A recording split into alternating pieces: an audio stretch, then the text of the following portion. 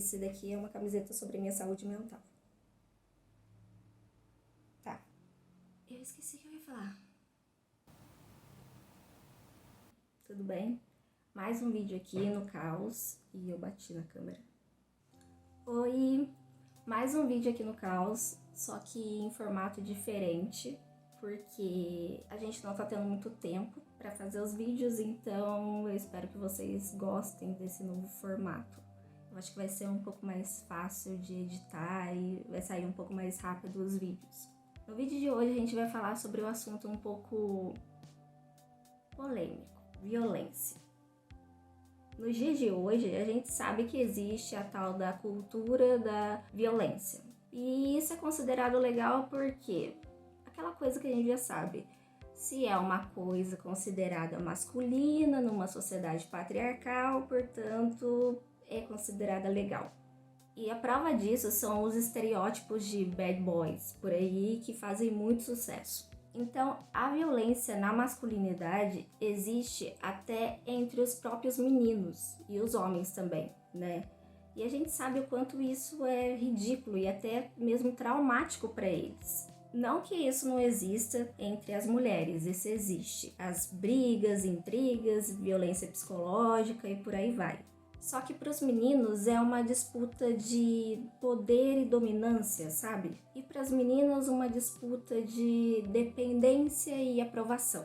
E tudo isso foi posto como uma coisa legal pra gente. Mas depois que a gente toma consciência dessas coisas, não faz mais sentido, sabe? E então usar da violência pra você ser legal só te torna uma pessoa com problemas e insuportável. E eu não tô falando aqui pra você ser uma pessoa paz e amor o tempo todo, tá bom? Minha franja caiu.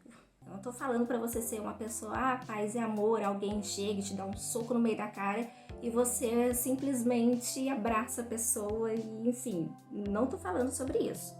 Não é sobre apanhar calado, entende? É sobre reagir e sobre ter maturidade com relação a saber usar a situação a seu favor. Na minha família tem um ditado que fala que quem bate primeiro é quem tá errado. E de fato, as pessoas sempre julgam a pessoa que foi lá e bateu primeiro e tudo mais. Por mais que a pessoa esteja certa ou ela tenha um motivo para ter tido aquela reação, sempre vão julgar ela por isso. Porém, existe uma maneira diferente de se julgar as coisas. Para algumas pessoas tem um peso a mais e para outras nem tanto. Um exemplo que eu vou dar aqui. O que aconteceu com Will Smith no Oscar? Muitas pessoas repudiaram o que ele fez. Para quem não sabe, ele deu um bufetão na cara do Chris Rock, que estava fazendo uma piada com a esposa dele sobre uma doença que ela tem, eu não sei. E essa perseguição do Chris Rock com a Jada já vinha de tempos. Até uma hora que ele não aguentou mais e foi lá e fez aquilo justamente no Oscar. Ele aguentou as consequências, mas teve um peso bem grande pra ele. Mas, por exemplo, aquele ator Ezra. Ai, gente, eu não vou saber pronunciar o nome dele. Ele fez Harry Potter, Flash, enfim, vários. Na verdade, foi da saga. Não foi Harry Potter. Foi Animais Fantásticos.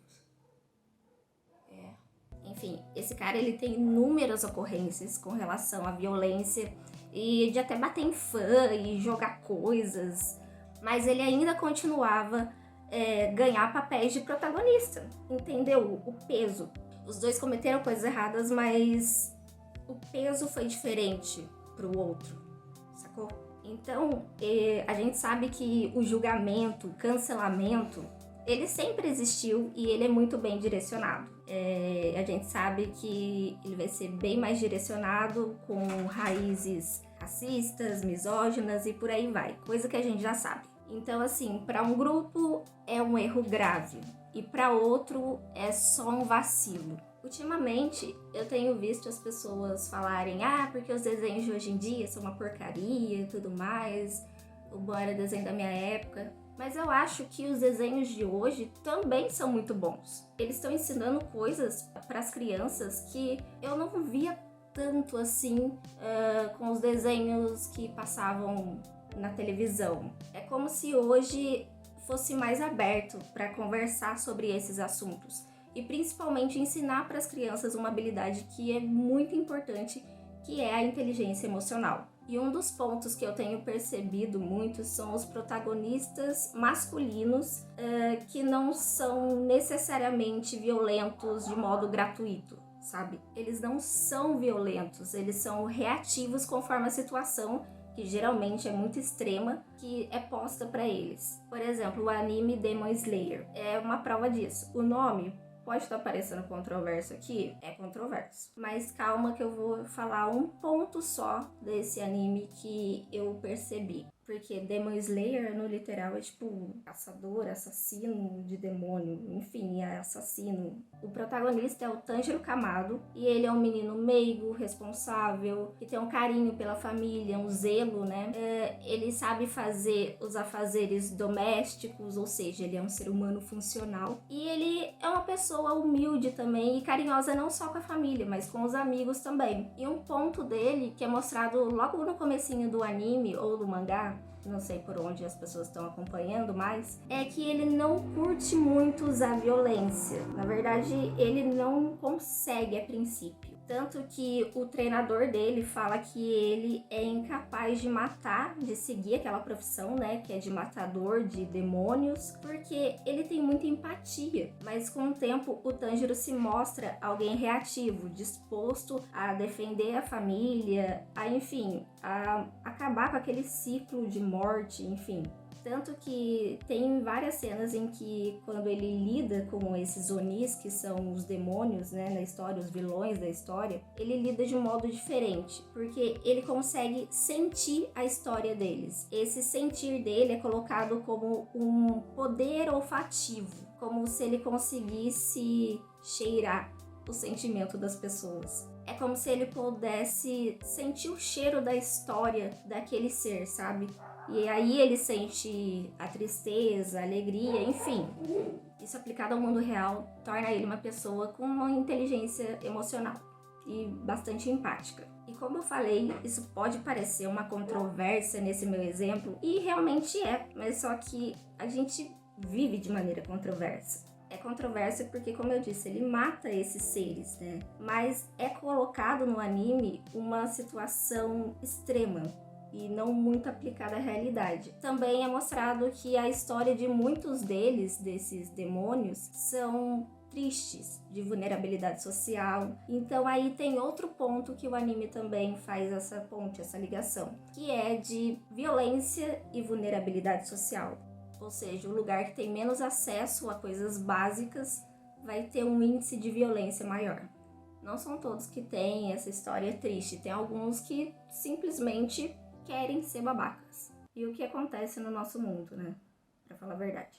E dá pra entender um pouco da construção do personagem a partir da família dele também. E tem uma parte do mangá que mostra o pai dele teve que usar essas habilidades, né, de luta para defender a família dele, por mais que ele não quisesse. É mostrado uma parte que ele tem que acabar matando um urso para defender a família dele, e ele sabia que o urso também estava fazendo a mesma coisa. E aí eles até no final fazem um rito fúnebre pro urso, mostrando respeito. E esse papel de menino mais sensível a gente pode ver também em Naruto, que também tem as suas problemáticas, como em Demon Slayer, mas a gente tá pegando um ponto, o ponto do discurso dele com o Nagato. Ele fala sobre paz, ódio, guerra, violência. O Naruto, ele opta pelo caminho da conciliação, sabe?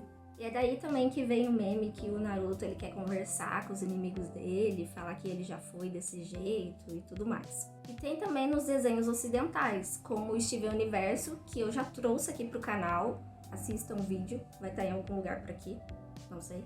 E é bem evidente que os desenhos estão ensinando sobre inteligência emocional hoje de modo mais aberto. É de extrema importância que a gente ensine os meninos a não serem violentos, a usar da inteligência emocional deles, da empatia, desenvolver isso para que eles tornem esse mundo melhor e, consequentemente, fazer uma geração de homens melhores.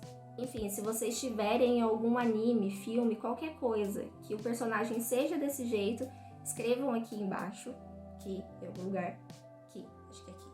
Pra gente incentivar mais os meninos a consumirem bons exemplos também. Pra gente conhecer mais desses personagens e mostrar, né, pra mais pessoas que não tem nada de errado e que você não é fraco por ser uma pessoa sensível e funcional também.